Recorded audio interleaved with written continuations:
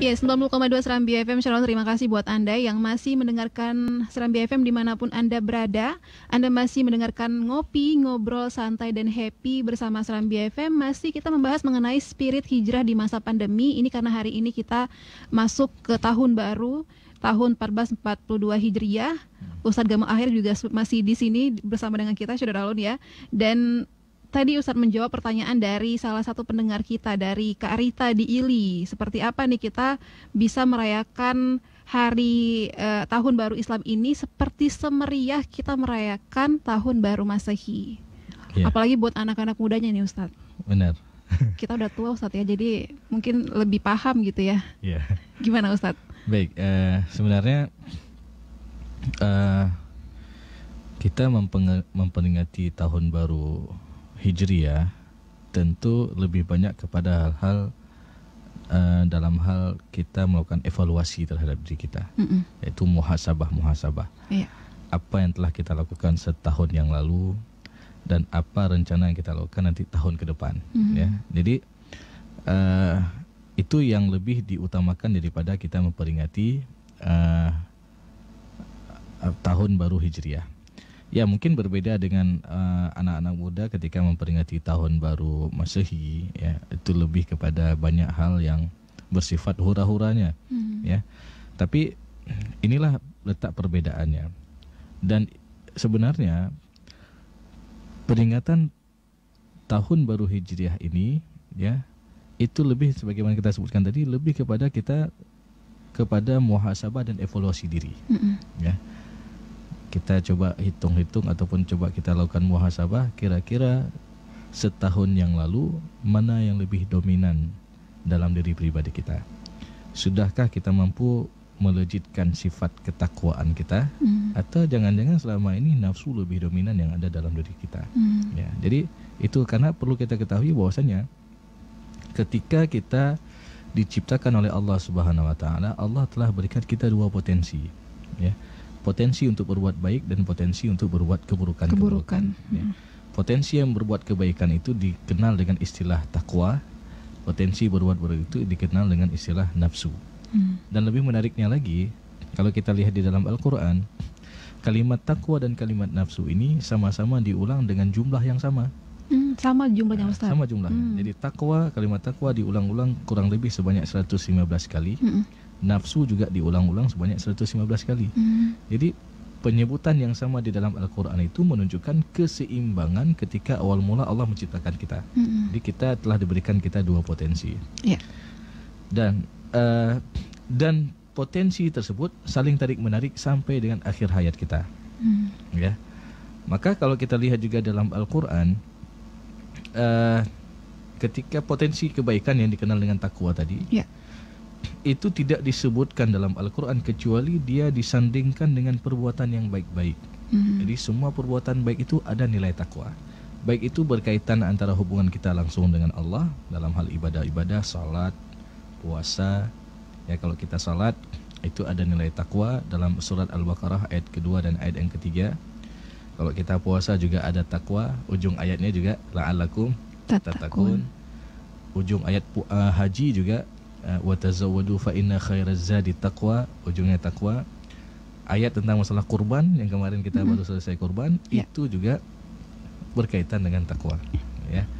La yanalallahu luhumuha wala dima'uha walakin yanaluhu taqwa minkum. Tidak sampai dagingnya kepada Allah, tidak sampai darahnya kepada Allah, kan tapi yang sampai ketakwaan kita kepada Allah. Itu yang berkaitan ibadah-ibadah kita dengan Allah. Kemudian yang berkaitan antara hubungan kita dengan sesama, ya. Tadi kita sudah menyebutkan ciri yang pertama, dia suka membantu orang lain. Ya. Kemudian yang kedua, wal kadhiminal ghaidha, yaitu orang-orang yang mampu menahan amarahnya, mampu menahan emosinya. Itu juga ciri-ciri orang takwa, orang-orang berbuat kebaikan. Dan yang ketiga, wal afina aninas, mau memaafkan kesalahan orang lain. Wallahu yuhibbul muhsinin, dan Allah mencintai orang-orang berbuat kebaikan-kebaikan.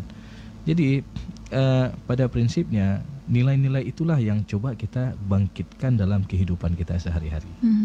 Ya, sudahkah kita menjadi pribadi yang suka menolong orang lain? Ya. Sudahkah kita menjadi pribadi yang mampu menahan amarah kita? sudahkah kita menjadi pribadi dalam hal untuk memaafkan kesalahan orang lain? Kadang-kadang ketika ada orang buat salah sama kita, ya, kita jadi dendam. Ya, pengen balas, apalagi anak-anak muda nih. Iya. Pajan belum tak balas. Ya. Masih arogan ya Ustadz ya? Iya. Jadi sebenarnya kita harus dianjurkan untuk memberikan maaf. Ya. Pernah salah seorang sahabat itu tanya kepada Rasulullah, ya Rasulullah, kam na'fu an khadim, berapa kali kita boleh memaafkan bawahan kita? Rasulullah diam, diulang sampai 3 kali. Ya. Lalu Rasulullah akhirnya menjawab apa? A'fu anhu sab'ina marra fi kulli yawm. Berikanlah maaf untuknya 70 kali setiap harinya. Jadi 70 kali Ustaz. Ya, segitu harus memaafkan ya Ustaz ya? 70 kali itu stok 1 hari, bukan stok 1 bulan. Ya. Jadi ini menunjukkan apa? Dalam Islam kita dianjurkan untuk harus berikan maaf sebanyak-banyaknya. Dengan harapan ketika kita memaafkan kesalahan orang lain, Allah juga memaafkan kesalahan-kesalahan kita. Jadi hal inilah coba kita bangkitkan ya dalam keseharian kita, dalam kehidupan kita untuk setahun ke depan. Kita munculkan sifat-sifat ini ya. Bukankah Rasulullah ketika awal mula dakwah selalu dilempari kotoran, selalu dilempari batu? Pernah nggak kita dengar Rasulullah balas orang itu? Nggak pernah. Iya. Ya. Bahkan suatu ketika tatkala Rasulullah melewati jalan yang sama, tidak ada orang lempari seperti biasa, Rasulullah tanya sama sahabat, kemana si fulan yang biasa lempari saya? Dia dalam keadaan sakit ya Rasulullah. Jadi Rasulullah orang yang pertama sekali menjenguk orang tersebut. Ya.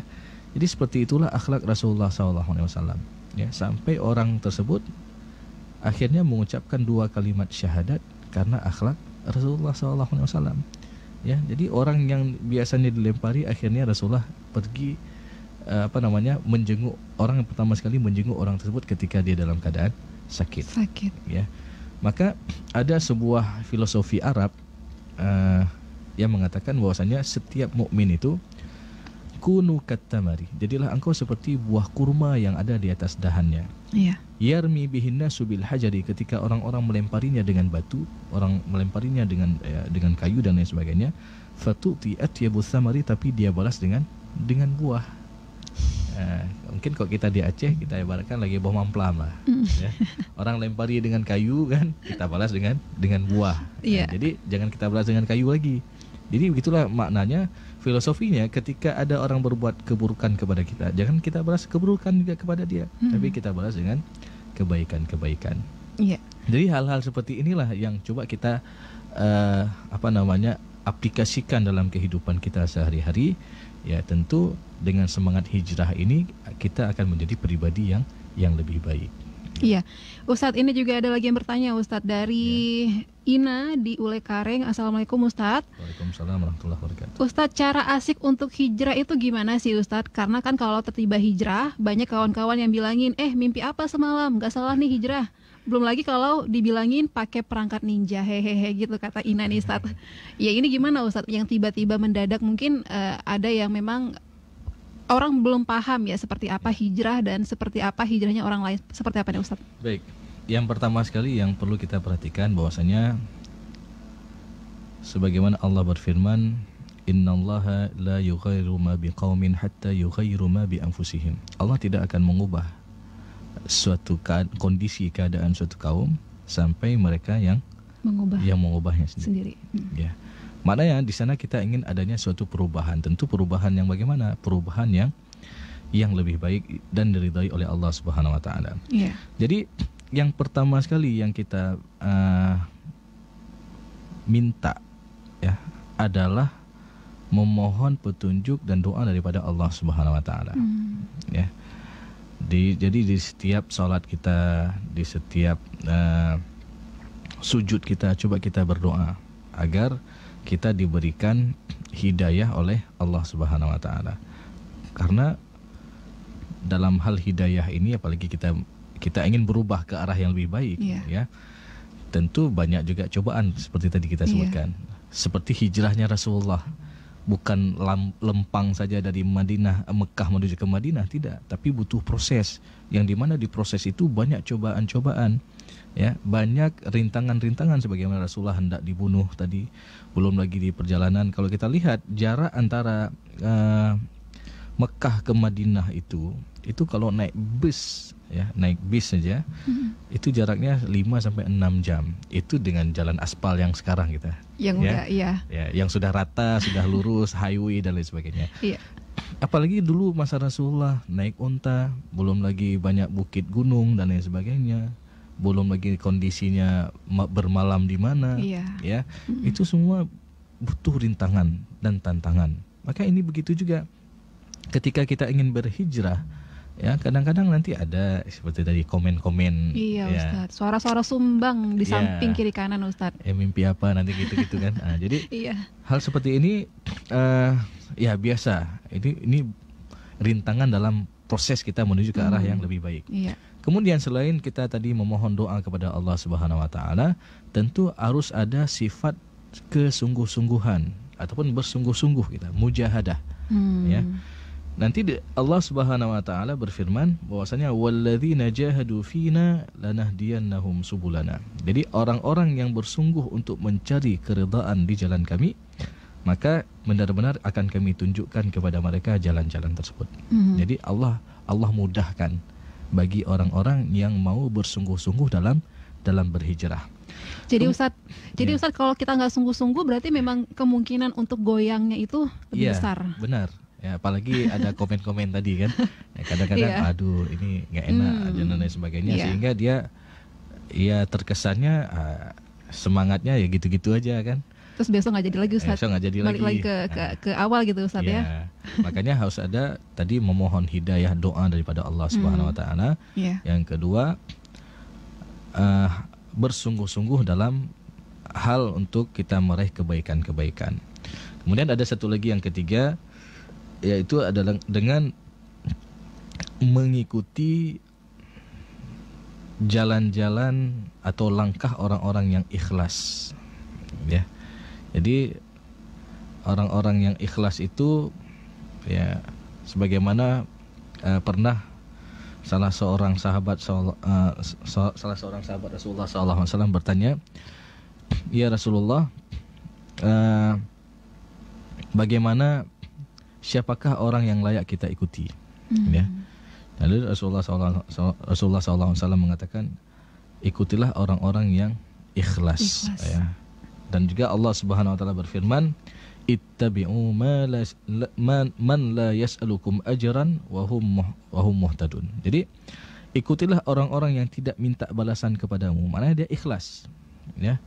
Dan mereka adalah orang-orang mendapatkan petunjuk daripada Allah Subhanahu wa taala. Jadi jangan kita mengikuti orang-orang yang menginginkan imbalan, kan. Oh, ikut jalan ini nanti ada free gift dan lain sebagainya ya. Jadi jangan seperti itu ya. Jadi kita ikuti orang-orang yang ikhlas, yang benar-benar bersungguh-sungguh di jalan Allah Subhanahu wa taala. Jadi mudah-mudahan kalau kita mampu mengikuti 3 cara tadi, yang pertama mohon hidayah daripada Allah, mohon doa. Yang kedua bersungguh-sungguh, kemudian yang ketiga mengikuti orang-orang yang ikhlas, ya insyaallah ya Allah mudahkan kita untuk menuju ke arah yang lebih baik. Lebih baik. Ya. Tahun baru, pribadi baru ya Ustadz ya. Ya. Dan menjadi orang yang baru juga pastinya. Insyaallah. Iya, baik Ustadz, kita akan jeda dulu sejenak dan Syedalun pastikan Anda stay tune di Ngopi, ngobrol santai dan happy bareng Serambi FM ya, masih bersama dengan Ustadz Gamal Ahyar dan juga saya Kanataya. Dan kita masih punya satu sesi terakhir ya, jadi pastikan buat Anda terus stay tune di 90,2 Serambi FM.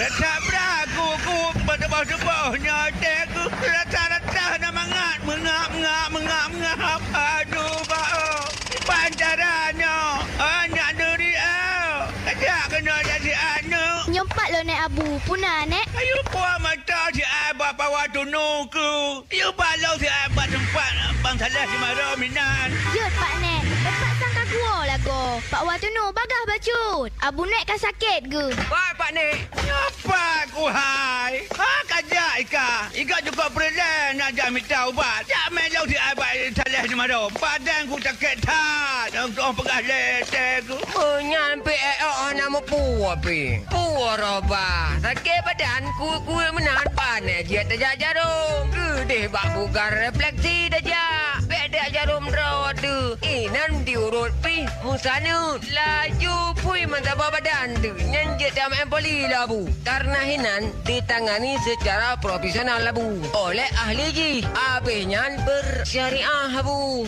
Ilong baro dia kum enpan kenan ku jaran pleng-leng ting. Bate tu. Refleksi ku dengarnya. Wah pudih mata lah jom nak tajak. Sejak long Pak Wan tolong Pak naik bas. Syederalun, segera kunjungi Bugar Refleksi, pijat profesional bagi pria dan wanita secara syariah. Melayani pijat refleksi, body massage, bekam, body scrub, gurah, terapi lilin dengan ditangani oleh terapis berpengalaman. Dapatkan pula diskonnya hari ini. Cukup bayar Rp50.000. Anda akan mendapatkan pijat refleksi, body scrub, body massage, aromaterapi, dan tambahan waktu 10 menit. Ingat ya, hanya hari ini. Segera kunjungi Bugar Refleksi di Jalan T Panglima Polim, nomor 89, Penayung, Banda Aceh. Bugar Refleksi Nesu di Jalan Hasan Saleh, Lorong IPPS, Nesu, Banda Aceh. Bugar Refleksi Cabang Ketapang, Jalan Matai. Bugar Refleksi juga hadir di Kota Sabang, Melabu, Biren, dan Langsa. Bugar Refleksi, mengerti tubuh Anda. Syederalun Institut Seni Budaya Indonesia atau ISBI Aceh merupakan salah satu perguruan tinggi negeri seni budaya Aceh di Sumatera. ISBI Aceh kini kembali menerima mahasiswa baru tahun ajaran 2020-2021 melalui jalur seleksi mandiri masuk perguruan tinggi negeri wilayah Barat Indonesia tahun 2020 atau yang disingkat dengan SNMPTN Barat 2020. Pendaftaran sudah dibuka sejak 10 Juli hingga 22 Agustus 2020. Pendaftaran dilakukan secara online melalui www.pendaftaran.smmptnbarat.id.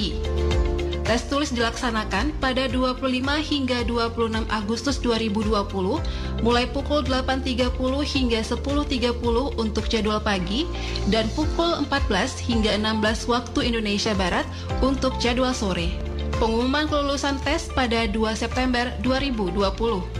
ISBI Aceh juga menerima lulusan SMA, MA sederajat dari 10 tahun terakhir yaitu 2011 hingga 2020. Tunggu apa lagi? Segera daftarkan diri Anda di Institut Seni Budaya Indonesia atau ISBI Aceh dan dapatkan beasiswa KIP kuliah dengan total biaya Rp36.600.000. ISBI Aceh saat ini memiliki 2 jurusan, yaitu jurusan Seni Pertunjukan dengan program studi Seni Karawitan, Seni Tari, dan Seni Teater. Jurusan Seni Rupa dan Desain dengan program studi Seni Rupa Murni, Kriya Seni, dan Desain Komunikasi Visual. Untuk informasi lebih lanjut, hubungi ISBI Aceh yang beralamat di Jalan Transmigrasi nomor 1, Gampong Bukit Mesara, Kota Janto, Kabupaten Aceh Besar. Telepon 0811 6855 504 atau 0852 6041 7009. Website www.isbiaceh.ac.id.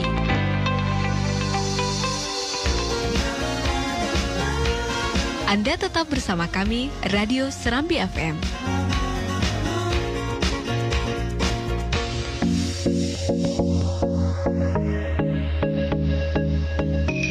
Ya, 90,2 Serambi FM. Syederalun, terima kasih buat Anda yang masih mendengarkan Ngopi, Ngobrol Santai dan Happy bersama Serambi FM. Masih bersama dengan saya Kanataya dan juga Ustadz Gamal Ahyar. Terima kasih Ustadz masih bersama dengan kita.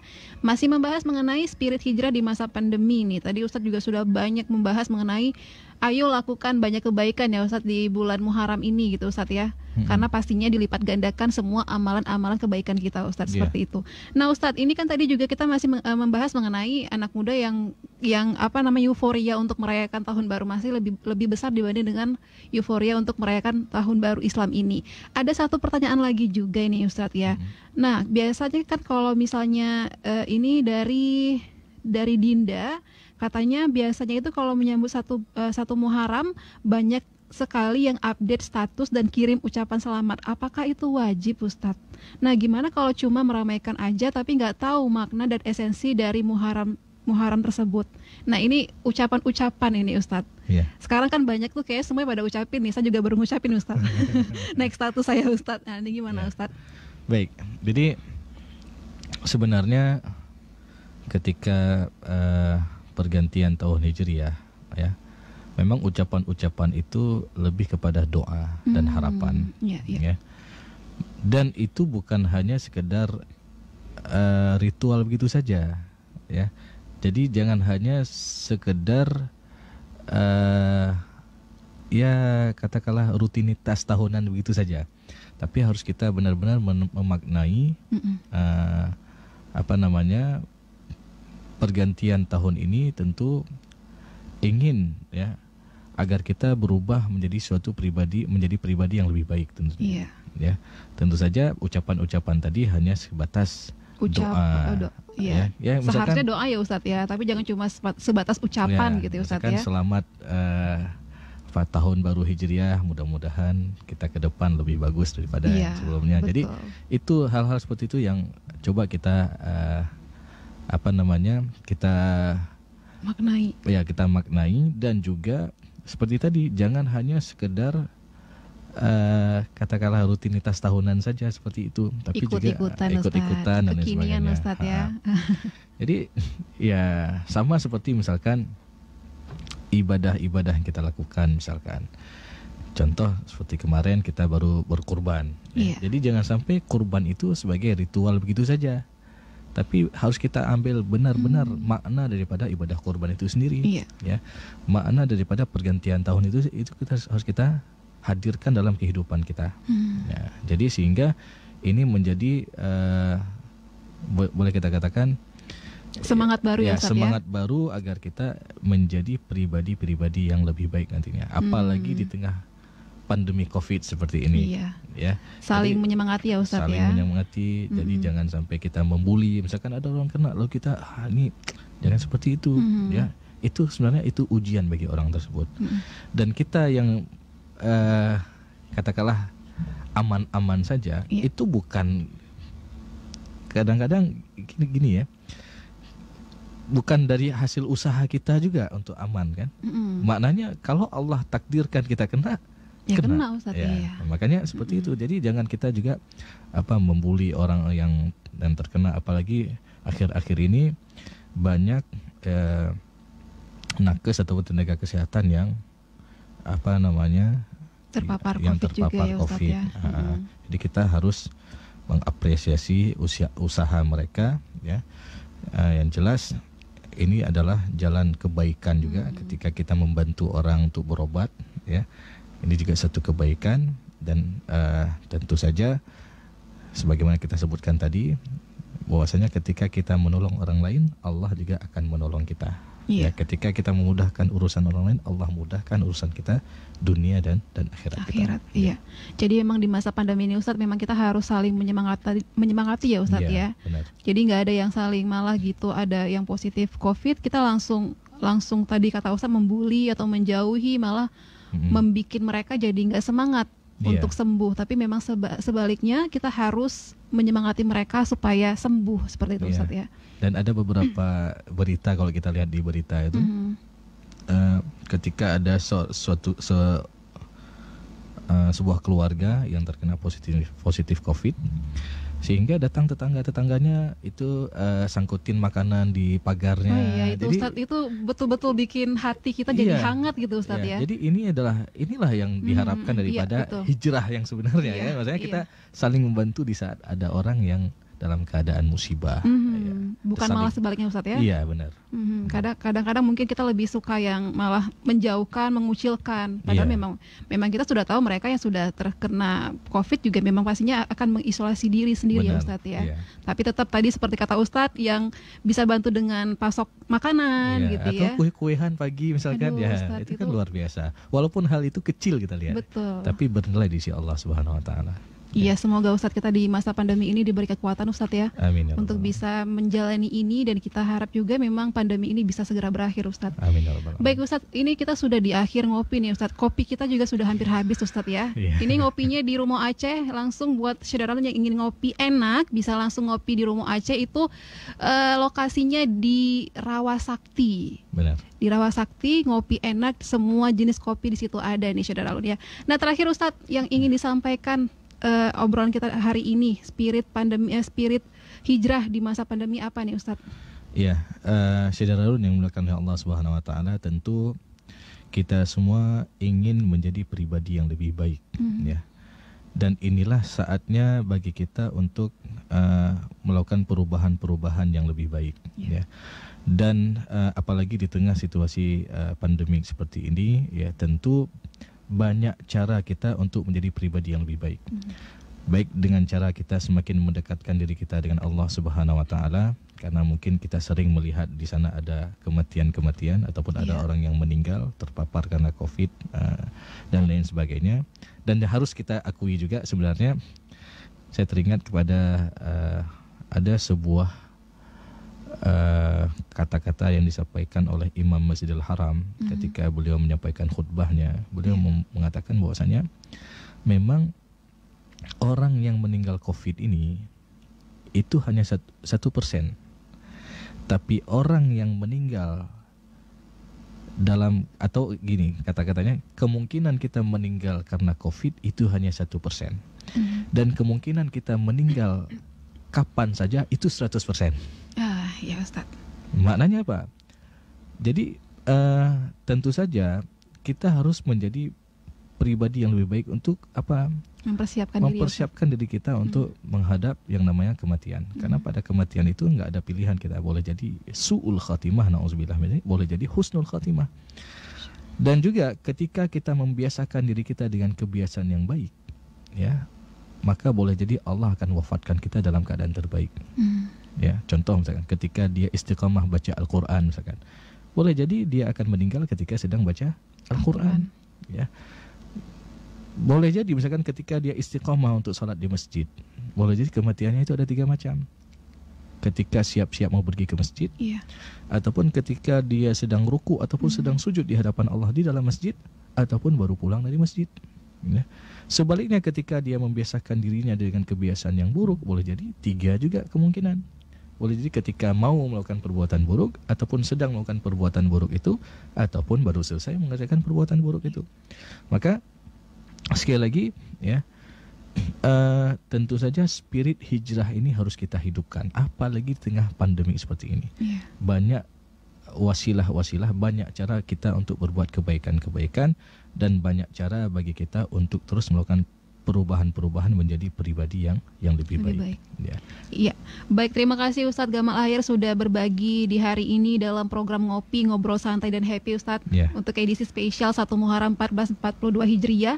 Semoga memang dengan perbincangan kita hari ini, ngobrol kita hari ini, itu bisa memberi semangat buat kita menjadi pribadi lebih baik lagi. Amin. Dan kita juga bisa melakukan banyak kebaikan-kebaikan di bulan ini, bahkan juga di bulan-bulan lainnya, Ustadz, ya, supaya kita menjadi pribadi yang terus jadi baik ke depan. Insyaallah. Baik, terima kasih Ustadz. Assalamualaikum. Waalaikumsalam warahmatullahi wabarakatuh.